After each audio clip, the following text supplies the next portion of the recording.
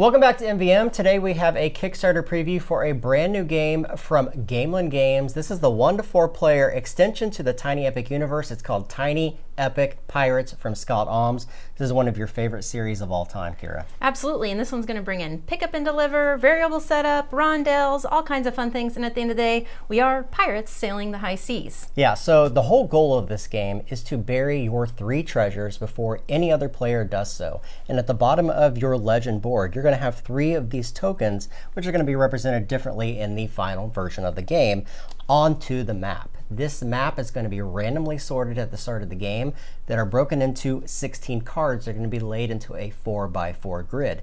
These are the cards that you're going to navigate with your ship, interacting with other ships, with merchant ships, avoiding the Navy, and trying to plunder the world of that gold in order to bury your treasure. Absolutely, and so at the beginning of the game, everyone's going to get all their starting setup, including captains, deckhands, this helm, and legend mat. And on the helm mat, you're going to have these different actions that you'll be taking throughout the game. These are going to be set up randomly normally. We've set them up in the same order so that we can talk through them for you. But it is going to change each player's action, so you're not all going to be taking the same action on your turn. Yeah, so that is basically the rondelle in the game. We're going to be moving your captain and acting those 5 different types of actions within the game. All right, so there's some other components we need to talk about as well. Up here, you're going to see a number of different crew. These are the crew that you can crew up and add to your personal boat. You have the market board here that's going to fluctuate the 4 different types of resources in the game that you can sell to gain the money in order to bury that treasure. You're going to also have cards below it. They're going to represent the 2 different merchant ships. You have a black merchant ship and an orange merchant ship. These are going to move around the board by other players, and you're going to be able to attack those in order to gain their bounty. And then you have your own personal captain with his own crew. Each player can have up to 4 crew members and 1 captain. These are going to kind of power up your abilities within the game to not only take the action on your helm board, but maybe even the actions on your captain and the crew that he has on his boat. Right, so again, everything that you're going to see here is a prototype, so be sure to check out the Kickstarter to see what the final components are going to look like. All right, so we're going to jump right into the game and teach you how to play. Each player, as we already mentioned, has this helm board right here. This helm board is going to be the 5 different actions that you can take within the game, including the action that you start on, which we'll get to in just a moment. However, these are going to be randomly set up at the start of the game. Your captain can only move 1 space in a clockwise motion. So the first space I have is the crew up. However, you do have the ability in this game to jump spaces. And in order to do so, you can use your deckhands. Right, and the deckhands all have assignments down at the bottom of your helm board. They're going to give you additional movement, additional attack, or additional money at the end of the turn, which we'll talk about shortly. But you can sacrifice that in order to put them here in order to skip an action to get to your desired action faster. And in fact, you can skip multiple actions if you have multiple deckhands. You have 3 at the start of the game that enact those 3 powers. And you have a 4th one that you can gain from gaining legend within the game, which we'll talk about in just a moment. So there's situations in the game where you can actually jump multiple ones if you so wish. The trick is anytime you do jump ones in a future turn, if they're still on your board, you collect those back, which is kind of cool. All right, so let's talk about the very first action, and that is simply crew up. Crew up allows you to take any one of the face-up cards and add them to your crew. As we already mentioned, you only have availability to hold 4 crew members, including your captain. Now, if you don't like the crew that are available, you can spend 1 gold in order to switch those out. Additionally, during the crew up action, it's the only time, 1 time per game, you can mutiny. That's the captain card I mentioned earlier that we can now flip in order to get different die results and different actions on this card. We'll talk more about the dice later as well as the bonus actions, but this is when the mutiny is going to happen. Now, one thing that we failed to mention is at the start of your turn, you're allowed to move your ship according to whatever your value is. You have 1 built-in value according to your starting legend, and that can be increased through the course of the game. Plus your deckhand, as long as he is in position, is going to allow you 1 more movement. Movement is orthogonal to where you currently are. So if I'm in this position, I can move orthogonal to that current location, up to that many spaces. The next action I could take is plunder. Plunder is the cross swords, and you have to look at the map itself because they have pre-printed icons on them. Some of them have plunder icons, some of them do not. you can only plunder in those particular locations, and it'll tell you how many resources you get to plunder, and those are drawn randomly from the bag and placed onto your ship. Your ship only has occupancy for 3 different types of resources, and you can throw other resources overboard if you don't want them to have those current resources. What you're trying to do here is match up the best-selling ones in the market, and we'll get to the market right now with trade. Right, so when you go to trade, which is the hand action that you see on the board, you are going to trade in the items, as many as you can of the one item that you're looking to trade for what it shows here on the market board, so times that amount of gold. Now, as soon as you do, so say we've taken coffee here, which is in the 4 spot, it's going to move to the lowest value and everything else is going to move up. So it is a variable market throughout the game. The gold that you gather is going to be tracked on the outside of your board. Now remember, that gold is going to be used in order to bury this treasure onto the map, and we'll get into that in just a moment.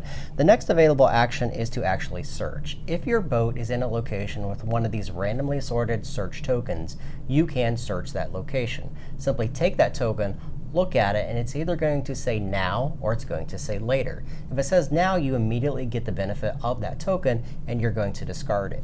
If it says later, you can use that token at any time on a future turn.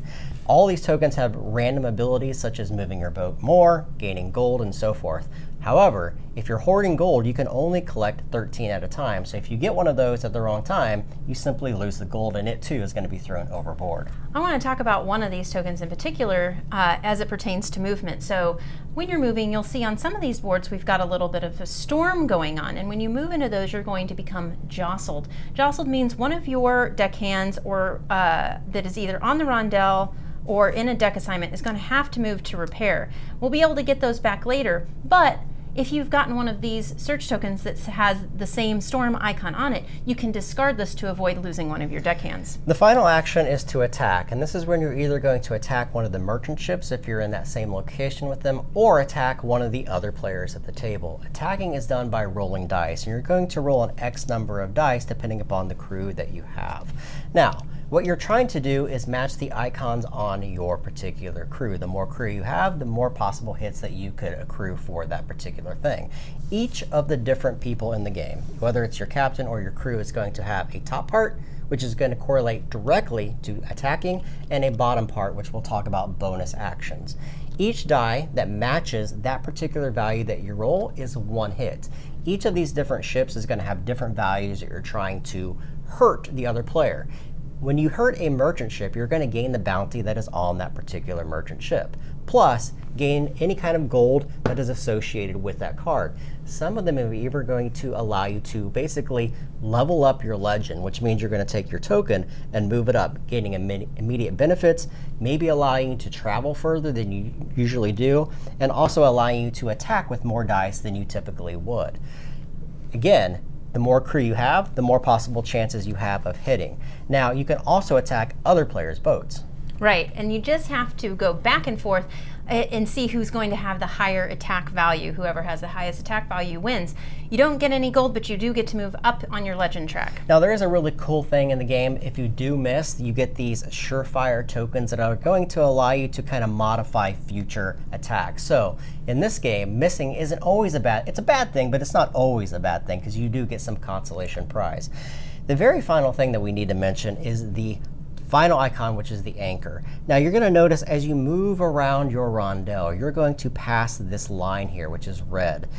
At the end of your turn, at any time that you move past this, you're going to enact that. But first, let's talk about the anchor action itself. Right, so this is the hideout action, and you'll notice that there are a few of these anchors on the map.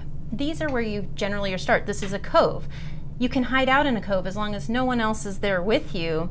And when you do that, it allows you to pull your deckhands out of repair and hide from the Navy, as they are going to move when you pass this the red mark at the end of the game. All right, so at the end of your turn, if you do pass that red mark, 3 things are going to happen, all enacted by the player to your right. The very first thing happens is the orange merchant ship is going to move towards the opposite corner, and then the black is going to move towards that opposite corner.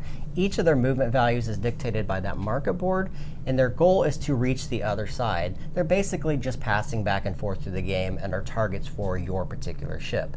Then the Navy ship is going to move by the player to the right. They're always moving towards that active player. And if they ever land in their spot, it's bad news for that player because they have to lose all of the resources on their ship, and all of their deckhands are going to go to repair. So you want to avoid that at all costs. There's no way to beat the Navy in this game. Nope. And you're going to keep doing that round after round until all of the treasures are buried from one player. Now, one thing we have to mention, it's one of the very cool comboing aspects of this game, is that your crew and your captain are going to allow you to do actions that kind of break the rules from what you normally can do on your rondel. Each one of these cards at the bottom is going to show an icon and then a set of icons after it. You have to enact your captain first. So let's look at this for one moment. If I have these two cards, they're both search actions. So if I take a search action, not only do I get to take the search action from my rondel, but this also means that I can do a bury action, a plunder action, and then another trade action as long as I'm in those particular locations. So you can start to see how the game starts to combo up and how the right crew at the right time can really help you out. Absolutely. And so now, burying the treasure. This is the main thing you're trying to do in this game. It's super important. You have a resource level of 13 for gold. That's the max you can go to. Burying gold spots require at least 12 or 13 gold in order to bury. You cannot bury if you do not have that much gold. Once you bury, you're going to take one of the treasures off of your legend board and you're going to stick it right on top. No one else can bury treasure there now. Once 3 of these have been put out by a player, buried by a player, then the other player has the ability to finish their next turn, and then it's done. If you were both able, if in a 2-player game, if you were both able to bury, then there's a few different triggers for what to do in a tie, but we're pretty sure that once you've buried 3 treasures, you've won the game. So this game is all about optimizing your turns. You really have to make sure that you are in the right position at the right time. You're using your movement correctly to position yourself to take those actions, because there are times in the game when all of your deck hands are on the board and you have no other action but to maybe take a plunder action. Well, you're not within reach because you've positioned yourself in the wrong area. So again, it's about optimizing every turn that so you get some benefit from taking those particular actions. Again, everything is determined by this rondel, and it's really cool because every player's rondel is going to be different depending upon how it's randomly sorted at the start of the game. So that is Tiny Epic Pirates. It is a 1 to 4 player game. We've not played the solo version. I think they're actually still working on the rules, but make sure you guys go to the Kickstarter page to see those rules because they should be up by this time. If you have any questions about the game, make them in the comments below, and we will see you guys next time.